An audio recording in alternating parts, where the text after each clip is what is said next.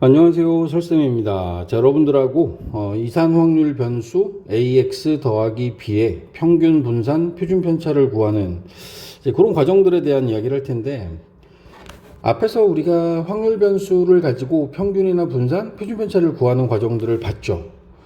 기본적으로 우리가 할 줄 안다라는 전제하에 이런 거였지. 평균, 우리 기대값이라고 이야기를 합니다. 기대값. 평균이라고 하는 이 값을 구하는 과정은 확률 변수 x하고 그에 대한 확률 값을 곱해서 모두 더하는 방식으로 해서 확률을 구하기로 했고, 그지? 또 분산이라고 하는 값은 편차의 제곱의 평균이니까 편차라고 하는 게 별량에서 평균을 빼서 제곱을 해서 확률을 곱해. 그런 다음에 다 더해. 그럼 이게 편차의 제곱의 평균인 거야. 편차의 제곱의 평균. 실제로 우리가 분산이라고 하는 것은 재평평제 공식을 쓴다라고 했어. 재평평제. 재평평제라고 하는 게 확률 변수 xi의 제곱, xi의 제곱의 평균, pi를 곱하겠죠. 여기서 평균의 제곱을 빼는 방법을 선택하는 거야. 평균의 제곱. x제곱의 평균에서 평균의 제곱을 뺍니다. 평균의 제곱을 뺍니다. 이게 분산을 구하는 과정이고, 표준 편차는 쉬웠죠. 표준 편차는 루트 분산의 양의 제곱근이니까 루트 분산으로 해서 여러분들은 표준 편차를 구할 수 있습니다. 다시 평균은 xi, pi 곱해서 다 더하면 되는 거지. 확률 변수하고 그에 대한 확률 값들을 다 곱해서 더하면 그게 평균이 되고, 분산은 편차의 제곱의 평균 xi-m의 제곱의 pi 곱해서 다 더하면 그게 분산이 됩니다. 편차의 제곱의 평균. 그리고 얘네들이 이제 그 적식을 좀 정리했더니 x제곱의 평균에서 평균의 제곱을 뺀다. 확률 변수 x의 제곱의 평균에서 x의 평균의 제곱을 뺀다. 그래서 우리가 제곱의 평균에서 평균의 제곱을 뺀다라고 해서 재평평제 공식이라고 이야기를 합니다. 계산하는데 주로 쓰는 거죠. 정의식은 편차의 제곱의 평균이야. 그리고 표준편차는 루트 분산이라고 이야기를 합시다. 자, 이렇게 만들어진 확률 변수 x에 대한 평균 분산 표준 편차를 구하는 과정에서 확률 변수 x에다가 변화를 주는 거야. 확률 변수 x에 a를 곱하고 b를 더한다라고 하는 확률 변수 x에 대한 1차식에 대한 변화, ax 더하기 b라고 하는 이 과정에 따른 평균 분산 표준 편차가 어떻게 달라지는지를 한번 보자, 이런 의미거든. 이런 거죠. 평균을 구하려고 하는데 얘가 ax 더하기 b예요. 그러면 우리가 앞에서 이야기한 바에 의하면 여기 나와 있는 확률 변수에다가 확률 변수를 내가 이렇게 쓸 수 있겠지. 그리고 여기다가 이 확률 변수에다가 각각에 해당하는 확률 값을 곱할 거야. 그리고 얘네들을 더하면 이게 평균이 된다라고 이야기를 했습니다. 시그마의 성질에 의해서 제가 여기 나와 있는 식을 a xi pi 더하기 b pi라고 해서 이렇게 전개를 하고, 지금 우리가 더하고자 하는 게 i에 대한, 이게 i라고 하는 값이 1부터 n까지 들어있는 값만큼 더해주는 거니까 여기 나와 있는 a라고 하는 건 하나의 상수일 뿐이죠. 그래서 a를 앞으로 빼요. 그 시그마 xi pi만 남기고 뒤에 있는 걸 분리시키면 b가 또 앞으로 나오고 시그마 pi만 남아요. 여기서 xi, pi 곱한 얘가 바로 확률 변수 x의 평균이었고, 그리고 pi의 합, 그러니까 다시 얘기하면 확률의 합인 거지. 확률의 총합은 언제나 1이니까. 그래서 여기서 출발한 ax 더하기 b의 평균을 구하는 과정에서 출발한 이 식은 결국에는 a의 2x 더하기 b라는 식의 형태로 남게 되는 거지.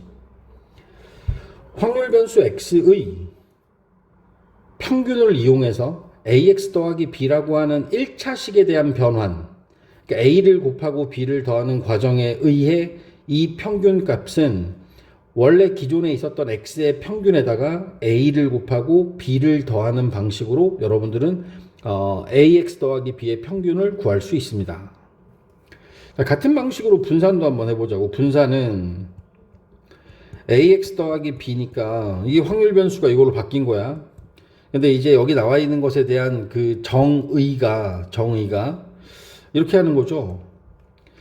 AX 더하기 B라고 하는 저 놈을 확률 변수 AXI B 더하기 B에서 평균을 빼주는 거야. 근데 평균이 A에 우리 EX를 M이라고 잡으면 더하기 B를 빼서 요 놈을 제곱한 다음에 여기다 PI를 곱해서 다 더해주면 이게 분산이 되는 거죠. 편차의 제곱의 평균. 해봤더니 여기 B가 없어지고요. 그리고 A로 묶어주면 A에 XI-M이라고 하는 식이 될 거고, 얘가 제곱되어 있으니까 제곱하고 PI를 잡아줘. 그러면 요 놈은 A 제곱은 어차피 시그마의 대상이 아니니까 앞으로 빼주고 XI-M의 제곱의 PI의 제곱만 이렇게 남겠지. 그지? 그럼 여기서 편차의 제곱의 평균이라고 하는 XI-M의 제곱의 PI 제곱이라고 하는, PIN 제곱이 없죠? 미안합니다. PI를 곱한 이 부분은, 이거는 X의 평균, X의 분산인 거죠. VX. 따라서 여기 나와 있는 식은 A 제곱의 VX라고 해서 확률 변수 X의 분산에 A 제곱을 곱하는 형식으로 해서 분산을 결정할 수 있게 된 겁니다. 마찬가지입니다. 자, 표준 편차 AX 더하기 B. 뭐 간단하게 이야기를 하면 앞에서 구해놓은 A제곱 VX라고 하는 요 값에 대해서 루트 씌우면 되잖아. 그러면 분산은 양수니까 VX는 나오면 되고, 제곱 VX라고 하는 거에 이거 쉬운 게 절대값 A의 루트 VX가 되는 거고, 그 루트 VX가 X의 표준 편차잖아. 그럼 시그마 X 이런 식으로 해서 정리가 되는 거죠.